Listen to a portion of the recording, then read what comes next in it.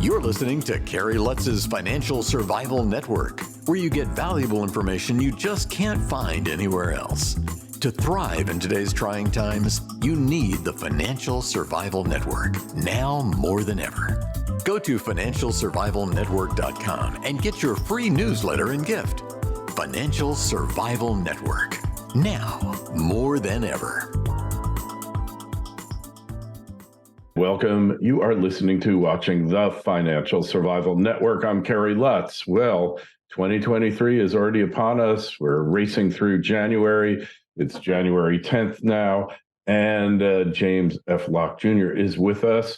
We're going to talk about what to do in 2023, where the markets are heading, interest rates, all those things, and you as an investor, how this affects you, how it affects your retirement plans. James, great to have you on the show.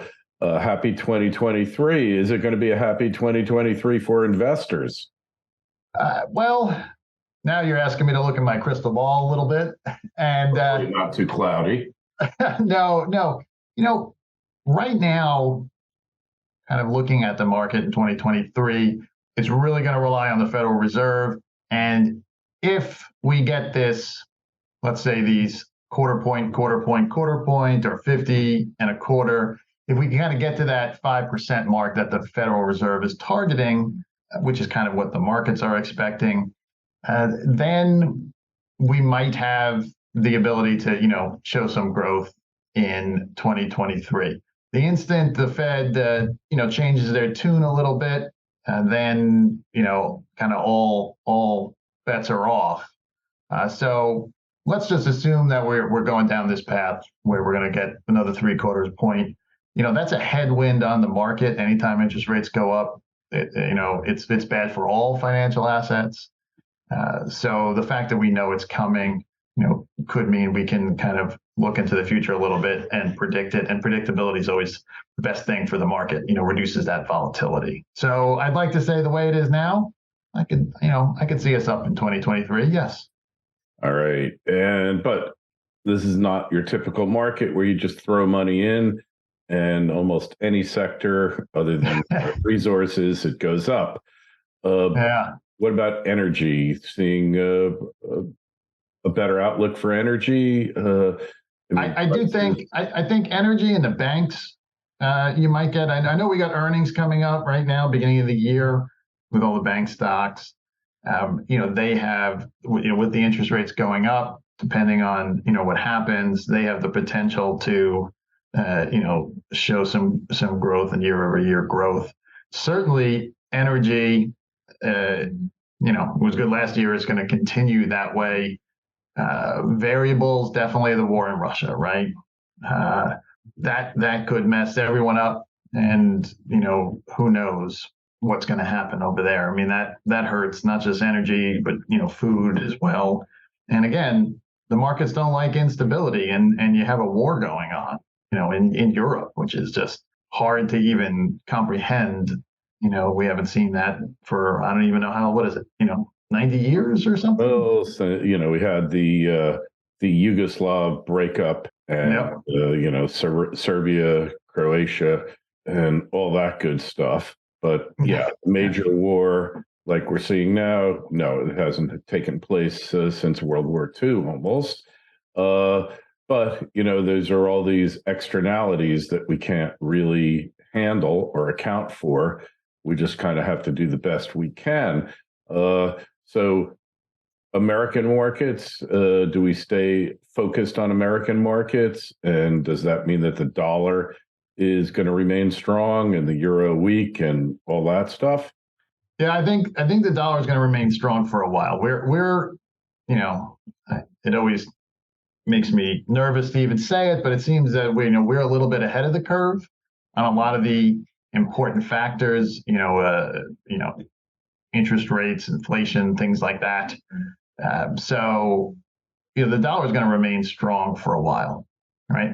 And it's, like I said, it's really going to depend on the Fed. Once the Fed settles things in and we get to a point where they're leaving things alone, then we can kind of resume a more normal market cycle. You might see the dollar decline at that point, or at least come back into line.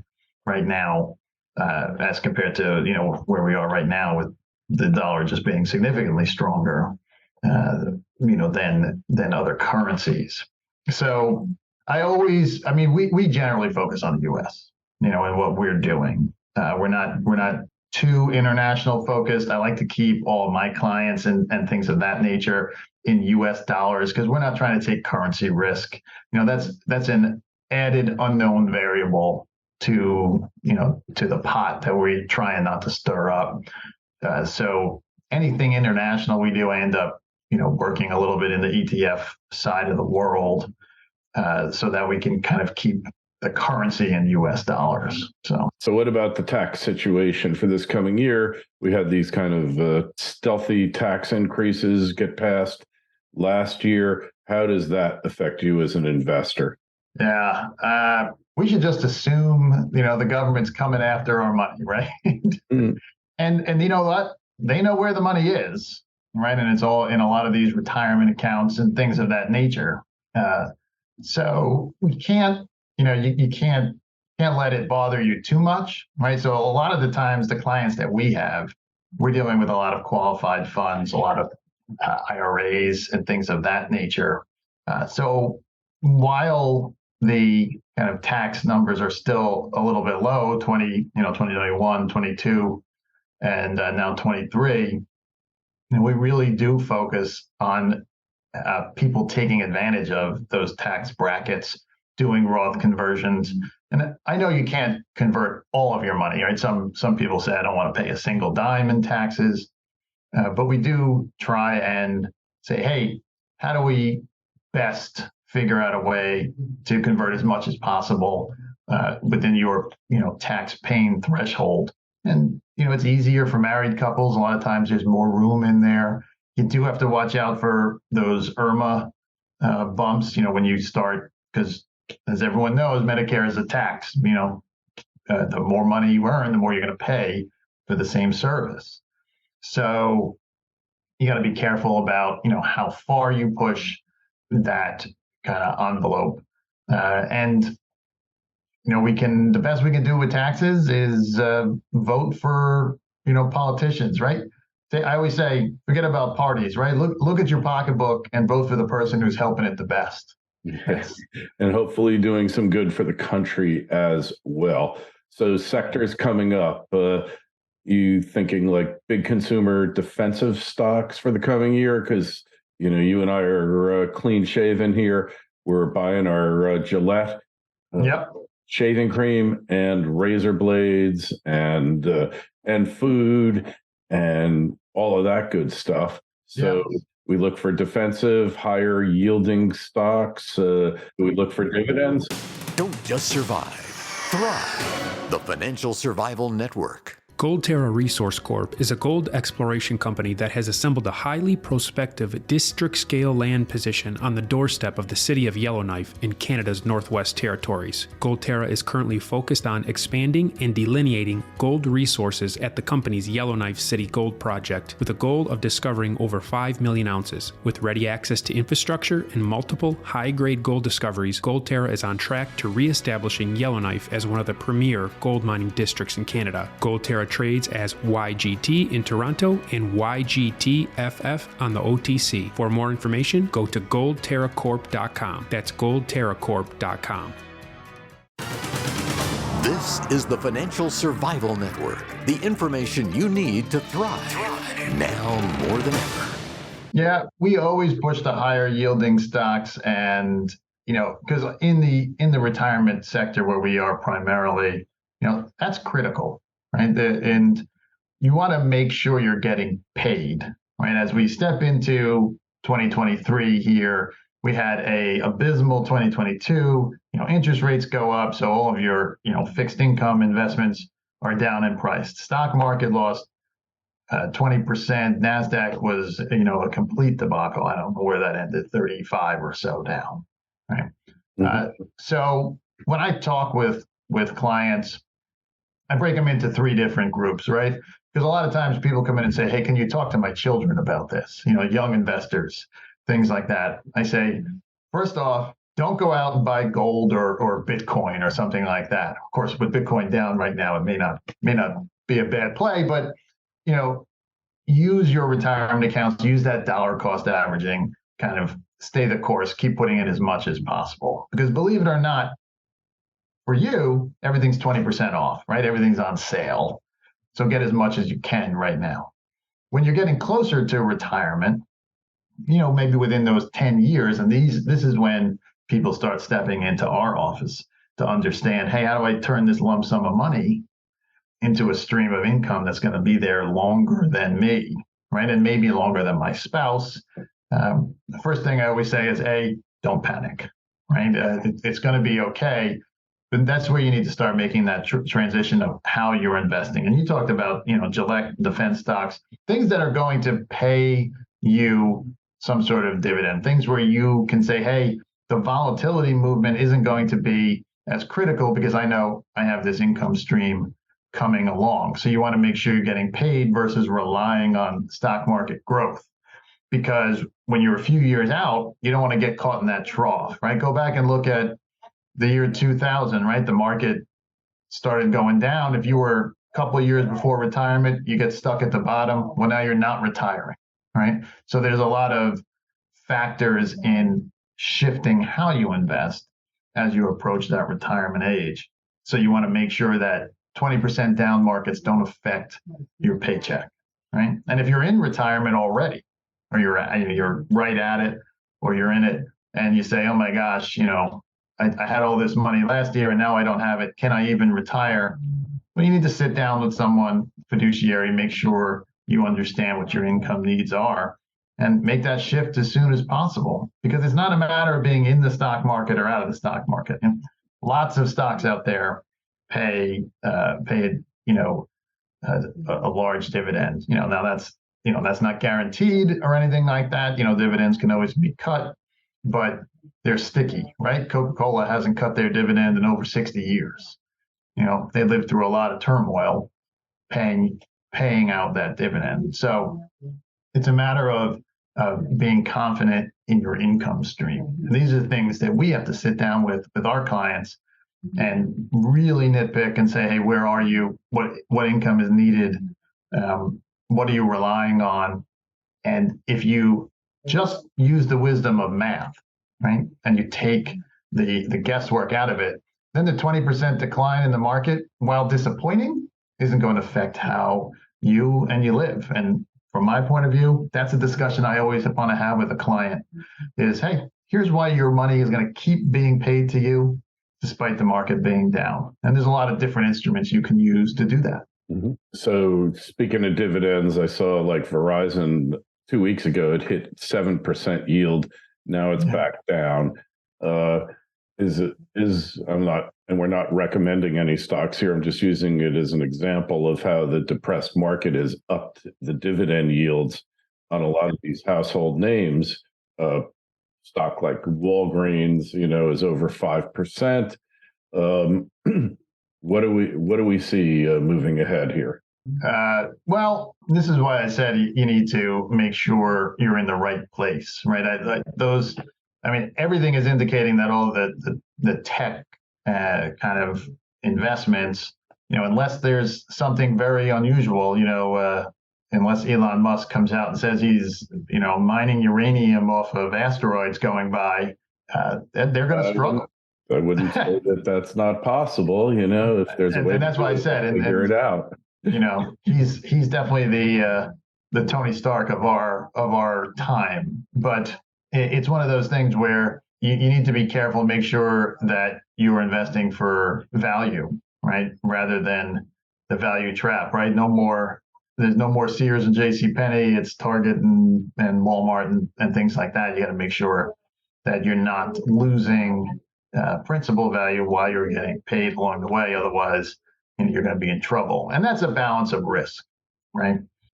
Our portfolios, we're always trying to target about 3 times the S&P dividend yield, right? And if you're doing that and you can keep up with the market, or ahead of the market, well, now you're doing significantly better than just sitting there in, mutual funds, which have large fees, which can't even keep up with their own indices that they're benchmarked against. Well, so right now the dividend yield's about 1.75 points. So 3 times that, you get 5+%, and that's where a lot of these energy stocks are yielding pretty high dividends. Yeah, we're gonna see. Like I said, right now I'm looking at energy and banks. I feel like they're gonna pay out kind of the best. Energy, clearly could be going up. And we'll have to keep an eye on that. I know you've talked with a coworker of mine down in Texas, and he's always giving me the what he sees going on there, and the oil coming out of the ground, and are they putting in new refineries and things like that? That's D. Carter down there in Texas. He's a good of course. Man. Yeah, D's a good friend of the show. Known him for years and years, and but he's in Texas, so of course in Texas you're thinking energy. But the good thing is, well, maybe not so good, is that a lot of these companies, high cash flow and high dividend yields. That brings us to the subject of MLPs, master limited partnerships, where they're required to pay out most of their earnings to shareholders in the form of distributions of both capital, right? So, I mean, it's a little more complicated for tax purposes, obviously. But nice thing is that in these higher yielding stocks, if they do have good futures or they're essentials, like Verizon, I can't see people giving up their smartphones in droves. Nope. Then really you get paid to wait till something else comes along. Yeah, you do. And the MLPs, people have to just be aware that you've stepped your risk level up a little bit there. And the tax consequence, that's not as big a deal. That works itself out. You just need to be aware of what you're in an MLP and any kind of fees that are tied into them, things like that. We definitely, depending on risk, I mean, we do step, into the corporate debt world. That those yields are now starting to, be reasonable for the risk level. Your preferreds, I mean, these things all have par value, so that makes people comfortable knowing that there's a time frame surrounding their investment. But business development companies, real estate investment trusts, these all, business development companies are up in the 9% yielding range, 10%. Obviously you can't put all your eggs in one basket there a little bit. But having that nice kind of income stream with that mixed in with equities, now you have inflation hedge as well. So what about what we used to call in the world special situations, stocks that have been had the stuffing knocked out of them because of one-time events, legal, regulatory, governmental issues that come up, Yeah, I rely on my research team to find those magic stocks. But yeah, if you can find them, now you're stepping back into the growth world where you say, hey, these things are undervalued, right? Mm-hmm. And that's part of investing for sure. You can't lean one way or the other too much. You want to make sure that you do have that growth potential. And if you do have those special situation ones, that might be kind of coming back, and that you might want to look in the kind of the tech sector. I'll just loosely put it there, and to see, hey, because these companies are doing real work. I mean, like you said, we never know what Elon Musk's going to come up with next. You never know what Google's going to come out with next. It's distinctly possible that there's a new cell phone. We don't even know what that technology might be, and you definitely want to have some exposure to that. Okay. So value sector, it's been lagging the market for a long time now. Are we ever going to see the return of the value stocks again? Well, value's done I mean, last year value did better, right? I mean, overall, it's going to be less lagging. bad. It did less worse. But I do think, with volatility in the market, you're going to see value sector pick up because people don't necessarily want to exit the stock market. They want to be more stable in the stock market, at least out of the gate, right? If there's a black swan event or something like that, well, then everyone runs for the exits. Lights come on and everyone's gone. But if the Federal Reserve slows down their kind of rate hikes, and I'm hoping that Powell and the Fed really just lets things stew a little bit, right? They've done a lot of these rate hikes. It's a lagging effect. Let's wait and see what happens. And if it does along that line, your value pieces may be kind of the best short-term option. Okay, I'll buy that. And I guess we will find out soon enough. Hey, James, we want to find out more about you, connect with you on the web. How do you do that? Right to my website, which is poolelock.com, POOLELOCKE.com. All right, that one's easy. You'll see the link in the show notes to this interview on financialsurvivalnetwork.com. Make sure you sign up for your free newsletter. Questions for James, myself, stocks, economy, whatever, shoot us an email, kl@kerrylutz.com. James, thanks for coming on, and we'll talk to you again real soon. Thanks, Kerry. Thanks for listening to Kerry Lutz's Financial Survival Network, your solution to today's trying times. For the latest, go to financialsurvivalnetwork.com. Financial Survival Network, now more than ever.